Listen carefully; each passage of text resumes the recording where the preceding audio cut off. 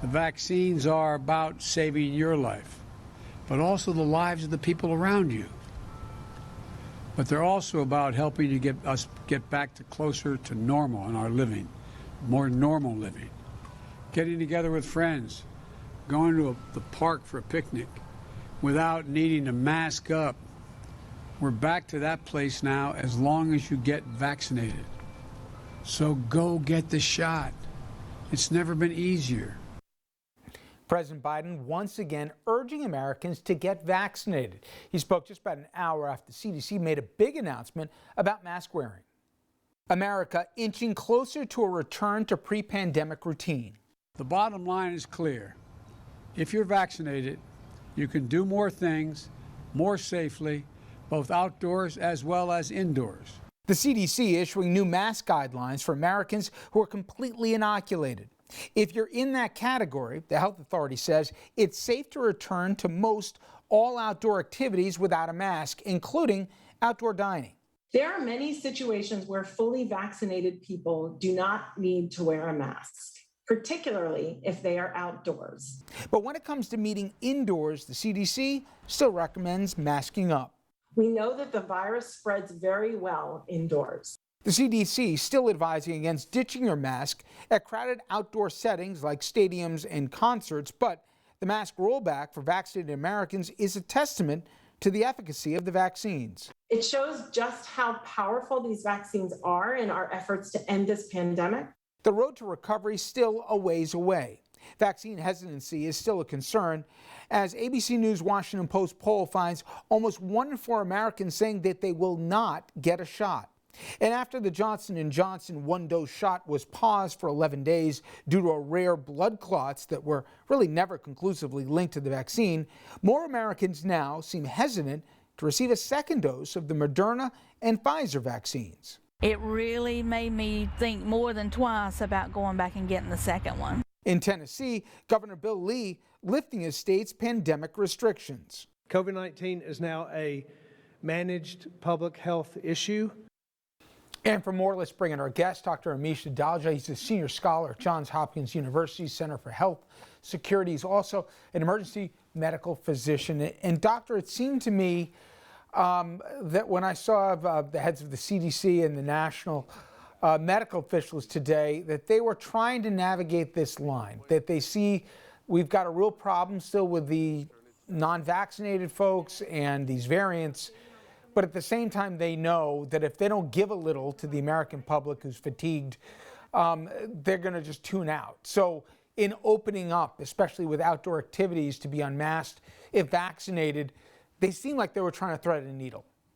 I wouldn't put it as like giving something to the public. What they're really doing is actually taking actions that reflect the science and epidemiology. And we've seen from the beginning of this pandemic that epidemiologically it is very low risk when you're engaged in an outdoor activity, and it's even lower if you're a fully vaccinated individual. So this, I think, lifting of some of the mask guidance for what fully vaccinated people can do and what unvaccinated people can do outdoors is something that was long overdue and is reflective of the science. And I think it's important that people see these vaccines as a path back to gaining their life back, that they see these vaccines as something that's going to improve their individual life and enhance their lives, because we're slowly running into a wall here of people who are wanting to get vaccinated. All of the people who were really eager to get vaccinated have likely been vaccinated by now, and now it's really going to be kind of a more slow-moving vaccination process to get the vaccine hesitant or people who've been putting this off to get vaccinated.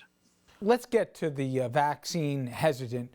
How much of that do you believe was the decision by the government through an abundance of caution to halt the vaccine when there was, I think, a half a dozen cases out of more than 6 million that were administered?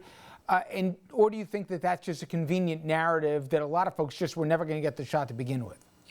If you look at the polling, there clearly has been some increase in vaccine hesitancy specific to the Johnson & Johnson vaccine and the pause. And I was somebody who didn't necessarily think that a blanket pause was necessary. I think we could have investigated these cases. We could have alerted clinicians and healthcare providers and public health agencies and talked to the public about risks and benefits without a a 10-day pause because we knew that during that pause, it was going to cause people to worry about this vaccine. There's already been a lot of misinformation about vaccines. The Johnson & Johnson vaccine had a slew of negative headlines, and I think that is going to be something that makes it harder for people to get the Johnson & Johnson vaccine because they're going to be stuck with all of these headlines, not the risk-benefit calculation that showed how extremely rare this side effect is.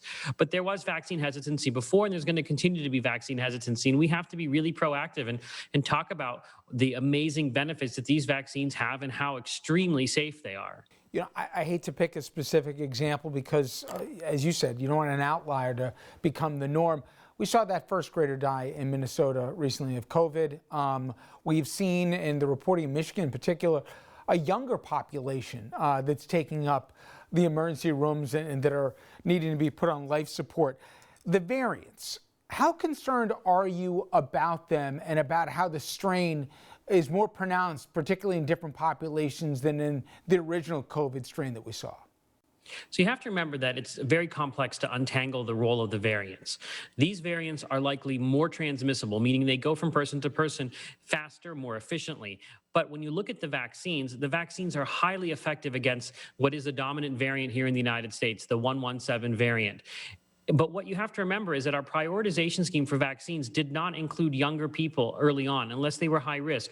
So when you see what you see is the epidemiology shifting, that older individuals are vaccinated, so they're not getting infected. But younger people who are more risk tolerant, who are out and about doing their activities, are getting exposed. And what they're getting exposed to is the dominant strain that's out there, this variant, and that is landing some of them in the hospital, though at much lower rates than what we saw with older populations. So the goal with the variants is to stop their spread. And the best way to stop their spread is to get people vaccinated. So as more and more people are now eligible for vaccination, hopefully they'll take part of it in vaccination, and we'll start to see this variant slow, because we know in places like Israel, where they were inundated with the 117 variant, they were able to really halt it just by vaccinating their population to a high degree. That was my next question. What is the degree that will get us to mass or herd immunity? What do we got to get to here, doctor?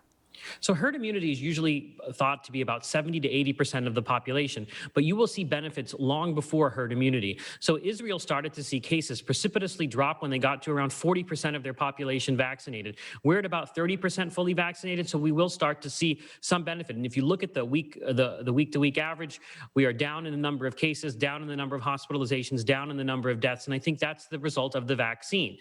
We also are starting to see decoupling of cases from hospitalizations and deaths as we basically remove the ability of this virus to cause serious disease, hospitalization, and death at the rate that it could just a few months ago. And that's really all the testament to the power of these vaccines and how this vaccine is really going to get us to a place where this pandemic is in our rearview mirror.